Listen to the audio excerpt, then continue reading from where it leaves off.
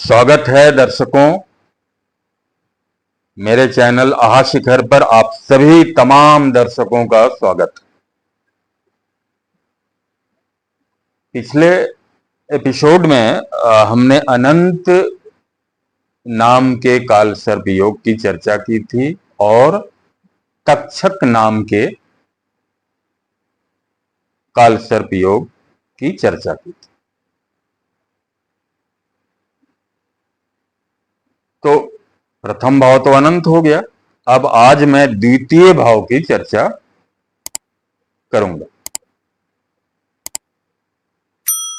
Second house में अगर राहु हैं और उनसे ठीक सामने अनंत में सेवेंथ हाउस में थे तो इधर घिसक जाएंगे, 8th हाउस में आ जाएंगे।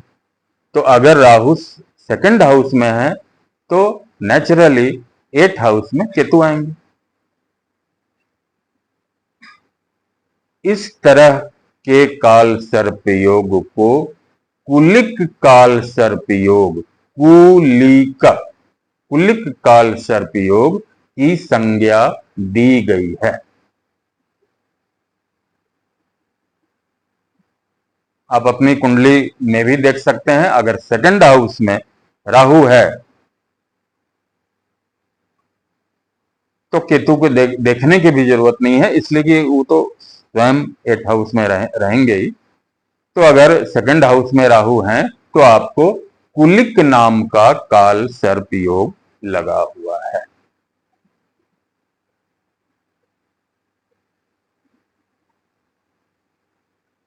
अब इसे उलट दें, जैसे हमने अनंत को उल्टा था, कुलिक को उलट दें। अब सेकंड हाउस में केतु हो गया, 8th हाउस में राहु हो गया, ये उल्टा कुलिक हो गया। तो उल्टे कुलिक को कारकटे काल सर्प योग बोला जाता है।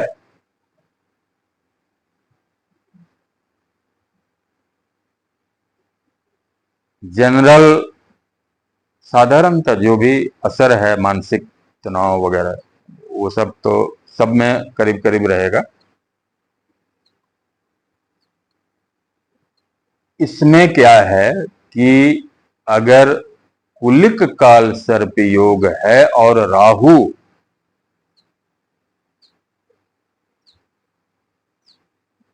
15 डिग्री से ऊपर है, राहु की चाल और केतु की चाल उल्टी होती है, हमेशा उल्टी होती है, हमेशा वक्री रहता है। इसलिए बहुत बार हम कुंडली के प्रेडिक्शन में राहु और केतु के सामने वक्री लिखते भी नहीं, इसलिए कि वो तो नोन है, वो वक्री रहेंगे। तो अगर 15 डिग्री से आगे, मतलब 16 से लेकर 30 डिग्री के बीच में अगर राहु की स्थिति है तो यहां भी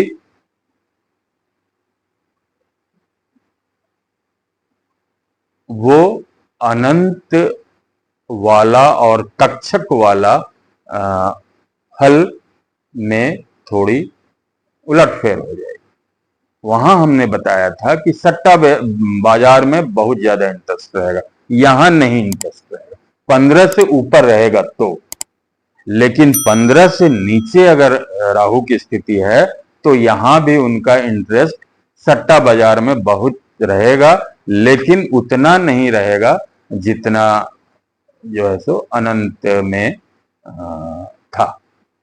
क्योंकि अब सेकंड हाउस में राहु आ गए हैं, धन का घर ये है, और धन के घर में राहु आ गए हैं, 15 डिग्री से पहले हैं, तो उसका कुछ कुछ असर लग्न का रहता है। इसलिए लग्न का कुछ असर और यहाँ खुद धन का असर सट्टा बाजार में उनको, या अकस्मात जहां से भी धन आ जाए वहां पे उनकी दिलचस्पी रहती है।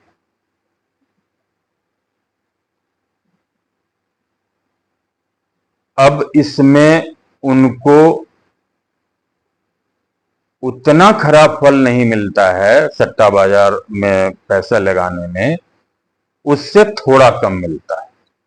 मतलब कभी कभी ऐसा देखा गया है कि उनको लाभ भी हो गया है, कभी कभी, लेकिन ज्यादातर नहीं नहीं होता है।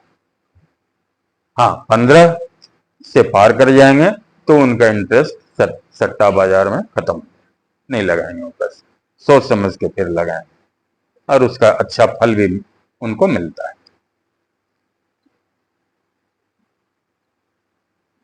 अब उपाय की बात करते हैं तो फिर यहां भी वही है, मां सरस्वती के बीज मंत्र का 1 साल तक जाप करना सबसे बड़ा उपाय है। और हमने जो एक मंत्र नोट कराया था, अगर चाहें तो इस एपिसोड में भी नोट कर लें, जो काल सर्प योग के लिए स्पेशली वो मंत्र है, गायत्री मंत्र है, काल सर्प योग गायत्री मंत्र। ओम नकुलाय विद्यामहे विश्वदंताय धीमहि यो न सर्प प्रचोदयात्। सर्प बोलना जरूरी है, सर्प प्रचोदयात्। इस मंत्र का आप ये करें। आमतौर पर मैं 90 दिन की सलाह देता हूं, ज्यादा भी आप कर सकते हैं, लेकिन 90 दिन तो करना ही है। इसके अलावा शनिवार के दिन, अगर कार्कटेक है तब भी और कुलिक है तब भी, शनिवार के दिन भिखमंगों को, भिखारियों को, या वैसे लोग नजर आ जाएं तो, या शनि मंदिर में भी वैसे लोग बैठे मिल जाएंगे, या किसी मंदिर के आगे मिल जाते हैं वैसे लोग बैठे, तो उनको कुछ खिला देना, और खिलाने के बाद पानी जरूर पिला देना। ये अचूक उपाय है। इसे आप 3 शनिवार भी लगातार कीजिए, लेकिन लगातार 3 शनिवार आप कीजिए। तीसरा शनिवार देखते देखते ड्रामेटिक चेंज होगा आपके जीवन में। जो आप दबा दबा महसूस कर रहे हैं अपने जीवन से, अपने कर्म क्षेत्र से, अपने बरकत से, अपनी बढ़ोतरी से दबा दबा महसूस कर रहे हैं, वो नहीं महसूस करेंगे। तब वातावरण खुला खुला आपको लगने लगेगा, आपकी बुद्धि भी खुलनी शुरू होगी, बहुत तरह का आइडियाज आना शुरू हो जाएगा, जो आगे चल के आपको लाभ देगा।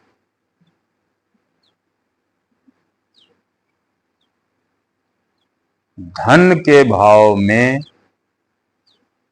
या उसके ठीक उल्टा कार्कटे धन हानि, 8वां भाव धन हानि का भी, धन के भाव में राहु है, धन हानि के भाव में केतु है, या धन के भाव में केतु है, धन हानि के भाव में राहु है, तो भिखारियों को भोजन खिलाना और पानी पिलाना बहुत अच्छा उपाय है। ऐसे भी करना ही चाहिए उनको, लेकिन अगर आप में ये दोनों योग लगा हुआ है तब तो अवश्य करें। और काल सर्प योग के गायत्री मंत्र का जाप, मां सरस्वती के बीज मंत्र का जाप। एक चीज और समझ लें कि मां सरस्वती के बीज मंत्र का अगर आप जाप शुरू कर दिए हैं तो कहीं पर भी अपने पर्स में, तिजोरी में, या जहां भी आपको अच्छा लगे, पूजा स्थल पे भी रख सकते हैं, पैसा जहां रखते हैं वहां भी रख सकते हैं, जहां पढ़ते लिखते हैं वहां भी रख सकते हैं, जो अच्छा जगह है आपको लगे वहां पे मोर का पंख, आमतौर पर एक पंख की सलाह दी जाती है, लेकिन मैं आपको बता रहा हूं जोड़ा पंख रखें, 2 पंख, मोर पंख 2 आप जहां भी आपको अच्छा लगे आप रख लें। अगर मां सरस्वती के बीज मंत्र का जाप आपने शुरू कर दिया है तो ये बहुत अच्छा लाभ देगा, बहुत अच्छा। तो आज हमने देखा कि कुलिक काल सर्प योग किसे कहते हैं और कैसे लगता है और उसका उपाय। कारकटेय काल सर्प योग किसे कहते हैं, क्यों लगता है और उसका उपाय। मेरे साथ इसी तरह आप बने रहें। आप सब लोगों का मेरे चैनल आह शिखर में स्वागत है। नहीं सब्सक्राइब किए हैं तो सब्सक्राइब कर दें, बटन दबा दें और अपना प्रेम और उत्साह मुझे हमेशा देते रहें। आज इतना ही। अगले एपिसोड में और काल सर्प योग की चर्चा करेंगे। नमस्कार।